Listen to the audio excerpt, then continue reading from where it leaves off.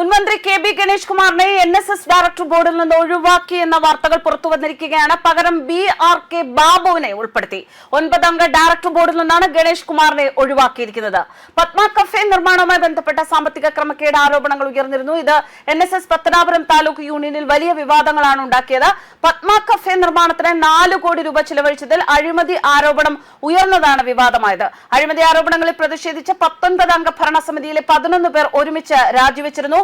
ഭൂരിപക്ഷം അംഗങ്ങളും രാജിവെച്ചതോടെ Pathanapuram taluk union NSS സംസ്ഥാന നേതൃത്വം പിരിച്ചുവിടുകയും ചെയ്തിരുന്നു. നിയമസഭാ തെരഞ്ഞെടുപ്പിൽ ഗണേഷ് കുമാർ പത്തനാപുരത്ത് പരാജയപ്പെടാൻ കാരണം പത്മ കഫേ വിവാദമാണ് എന്നും റിപ്പോർട്ടുകൾ ഉണ്ടായിരുന്നു. പത്തനാപുരം താലൂക്ക് യൂണിയൻ പിരിച്ചുവിട്ടത് ശരിക്കും പറഞ്ഞാൽ തെരഞ്ഞെടുപ്പ് ഘട്ടത്തിൽ രാഷ്ട്രീയമായും ഒക്കെ ഗണേഷ് കുമാറിന് വലിയ ഒരു തിരിച്ചടിയാണ് സമ്മാനിച്ചത്.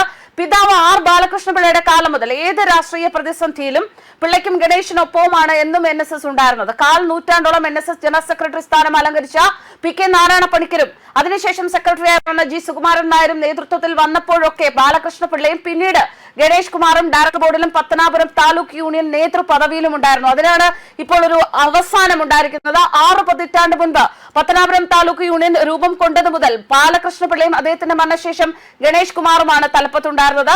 കോടികളുടെ ആസ്തിയാണ് യൂണിയനുള്ളത്. അഴിമതി അടക്കം രാഷ്ട്രീയ അപവാദങ്ങളിൽ അച്ഛനും മകനും പെട്ടപ്പോഴൊക്കെ NSSൽ ഇവർക്ക് ഒരു തരത്തിലുള്ള സ്ഥാന ചലനവും സംഭവിച്ചിരുന്നില്ല.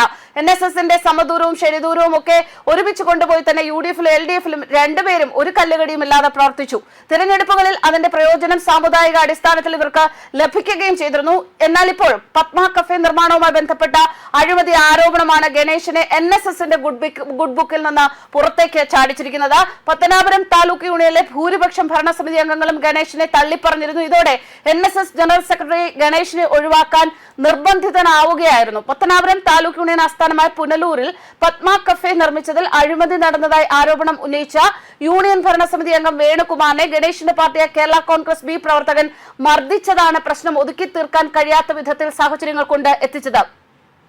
എന്നാൽ NSS നേതൃത്വത്തിന് പരാതി നൽകിയ ഭരണസമിതി അംഗങ്ങൾ രാജിവെച്ചതോടെ നടപടിയിലേക്ക് പോകേണ്ടി വരികയായിരുന്നു. അതേസമയം തന്നെ ഗണേഷിന്റെ ഭാര്യ ബിന്ദു മേനോൻ അദ്ദേഹത്തിനെതിരെ കനത്ത ആരോപണങ്ങളുമായി രംഗത്ത് വന്നതും ഒരു തിരിച്ചടിയായി.